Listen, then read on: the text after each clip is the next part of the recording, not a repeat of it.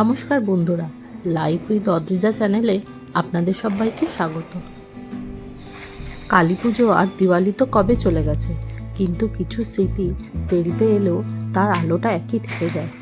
তাই আজ কিছু কালী পুজোর মুহূর্ত আপনাদের সামনে তুলে ধরছি। দুর্গাপুজোর সময় যখন বাড়ি গেছিলাম, তখনই এই হলুদ সাদা নানা রঙের কৃত্রিম মালাগুলো নিয়ে এসেছিলাম। আজ এই মালাগুলো দিয়েই দরজাটা সাজালাম। প্রতি বছরই ছোট করে আমাদের বাড়িতে কালী পুজোর আয়োজন করা হয়, আর এবছরও তাই আমরা কালী পুজো করছি। কালী পুজো মানেই আমরা সারা ঘর প্রদীপের আলো দিয়ে সাজাই।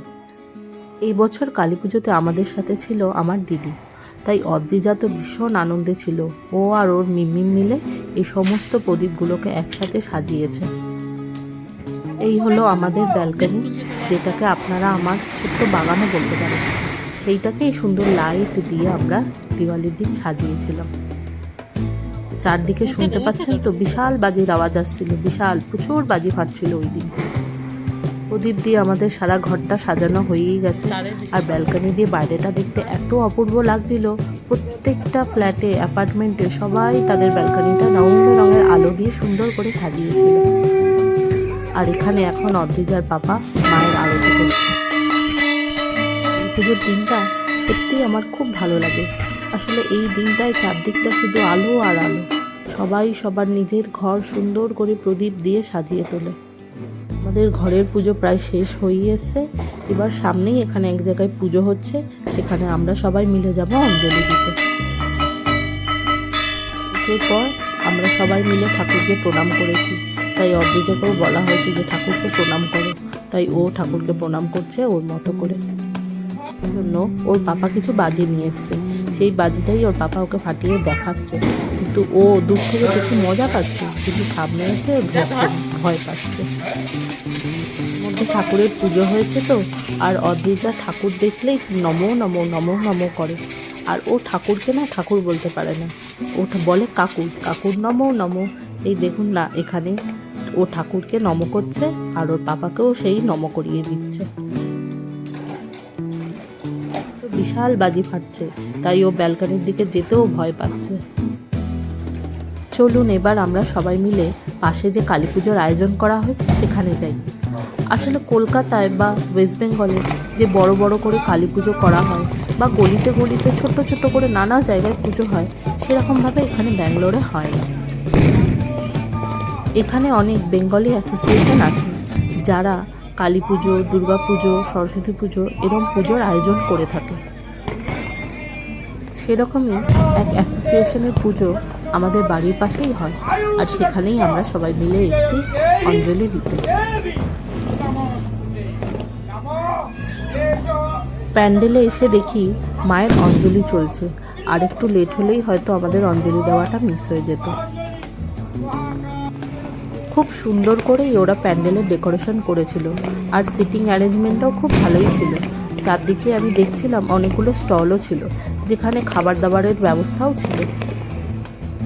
মায়ের মণ্ডপটা আমি আপনাদের আবার দেখাচ্ছি, দেখুন কত সুন্দর করে ওরা ডেকোরেশন করেছে।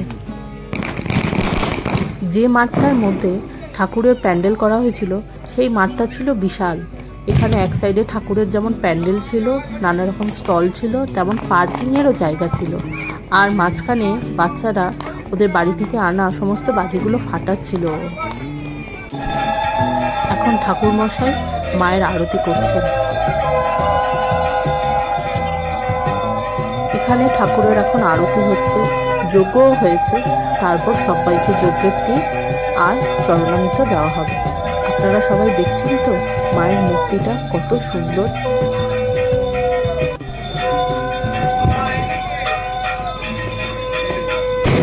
খুব নিষ্ঠার সাথেই এখানে সবাই মিলে মায়ের পুজো করেছেন। পুজোর পরেই এখানে ঠাকুরের চরণামৃত দেওয়া হলো, আর মায়ের আরতিও সবাই মিলে।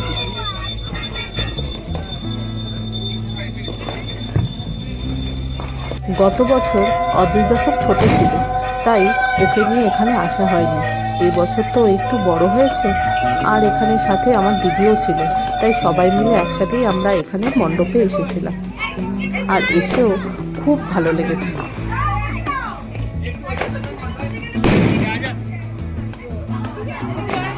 পুজো মানে দিওয়ালিটা কাটালো। কিন্তু ওর মনটা একটু কষ্টও হচ্ছিল, কারণ ওর মেয়ে কলকাতাতে ছিল আর ও একাই আমাদেরকে এখানে ছাড়তে এসেছিল। তবুও আমার মেয়ে তো ছিল, ও আমার মেয়ের সাথেও খুব আনন্দ করেই দিনটাকে কাটিয়েছিল। এই মণ্ডপেরও পুজো প্রায় শেষ। এবার আমরা যে বাজিগুলো বাকি ছিল সেগুলো আমরা ব্যাগে করে ভরেই এনেছিলাম এখানে ফাটাবো বলে। তাই অদ্রিজাকে কোলে নিয়ে এখন ওর মিনমিন বাজি ফাটাচ্ছে।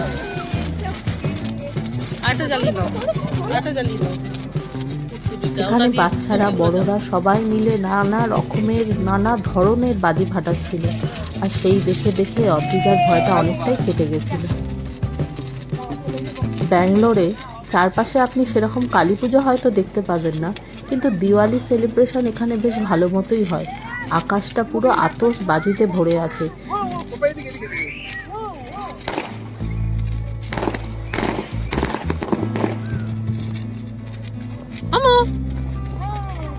ফুলঝুরির সাথে ওর পাপা কিছু ছোট ছোট তুবড়িয়ে নিয়ে এসেছিল। আমরা ভাবছিলাম এগুলো কতটা জ্বলবে, দেখলাম কিন্তু বেশ ভালোই জ্বললো।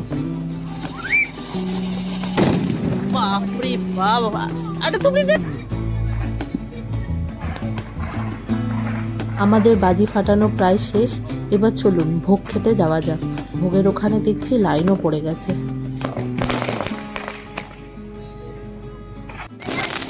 বাজির শব্দটা আমার খুব ভয় লাগে, কিন্তু সেটা যখন আকাশে গিয়ে রং বেরঙের হয়ে ফাটে সেটা কিন্তু দেখতে দারুণ লাগে। আকাশটা পুরো আলোয় ভরে যায়। বাজি ফাটাতে ফাটাতে আর অন্যের বাজি ফাটানো দেখতে দেখতে দেখুন ভোগ খাওয়ার জন্য কি লম্বা লাইন পড়ে গেছে। আর মায়ের ভোগ খাওয়ার জন্য এরকম লাইনে দাঁড়াতেও কোনো অসুবিধা নেই, তাই আমরা গিয়ে লাইনে দাঁড়িয়ে পড়লাম। ভোগটা কিন্তু খেতে সত্যিই খুব ভালো হয়েছিল। ভোগে ছিল খিচুড়ি, লাবড়ার তরকারি, মিষ্টি, আর ভোগটা বসে খাওয়ার জন্য যথেষ্ট ভালো এরা আয়োজনও করেছিল।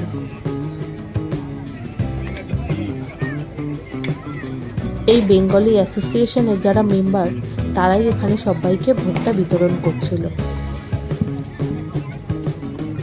আমাদের কিন্তু এই যে বেঙ্গলি অ্যাসোসিয়েশনের তরফ থেকে যে কালী পুজোর আয়োজনটা করা হয়েছিল, আর তারপর অঞ্জলি দেওয়া, তারপর যজ্ঞ, আর যে ভোগেরও আয়োজন করা হয়েছিল, পুরো প্রসেসটাই খুব ভালো লেগেছিল।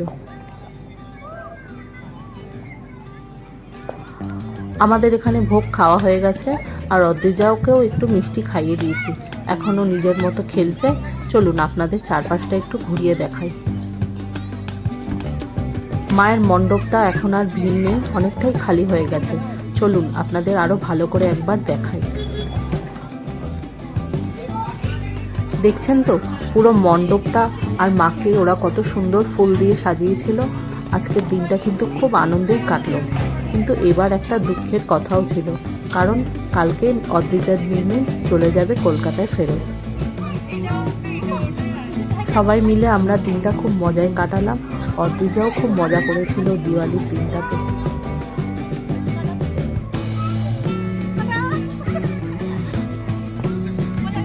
অনেকটাই রাত প্রায় হয়ে গেছে। চলুন এবার আমরা বেরিয়ে পড়ি বাড়ির উদ্দেশ্যে।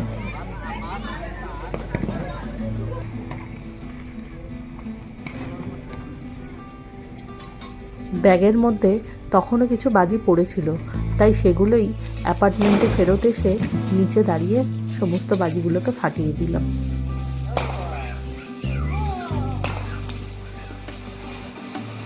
ছোট্ট অদ্রিজার ভিডিওগুলো আপনাদের কেমন লাগছে অবশ্যই কমেন্টের মাধ্যমে আমাদেরকে জানাবেন।